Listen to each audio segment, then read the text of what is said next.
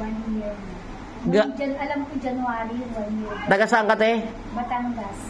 Ngayon, February 16. Ang balik mo, 28, 27, 29. Follow-up check-up mo yan. Kanina, ibaba mo muna yung cellphone mo, te. Yung bago ka dito pinasok, gano'ng kataas lang inangat ng kamay mo? Ganyan lang. Masakit, hindi mo nadagdagan. Ngayon, hanggang gano'n nakataas? Di ba? Isang kamay pa lang. Pagdikitin mo yung dalawa. O, di ba? Ilan ang itinaas? 3, 4. Kalkulahin mo.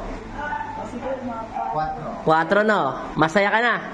Tingnan mo, nasunog na yung, iangat mo yung damit mo. Di ba? Nasunog na. Kasi na pinampapalit ko. Hindi, ang frozen shoulder, te, 6 months pataas, hindi na siya pwede lagyan ng ointment o anumang ipikasin kasi nga, nadadry na yung balat.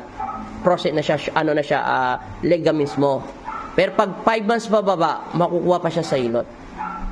Pero yung sa yung ginawa ko sa kanina, halos katakot-takot na iyakan ang gawin mo. Yun ang asawa.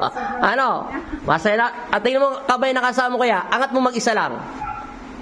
O, di ba? Pinadaganan ko na yan. O, first session pa lang yan, te. O, pangalawa makuha. Kaya gawin mo yung exercise na tinuro namin. Pagka sinabing yung posporo, kada isang ganyan, isang araw, isang ganyan, bilangin mo yan sa 10 days, gagano nakalaki.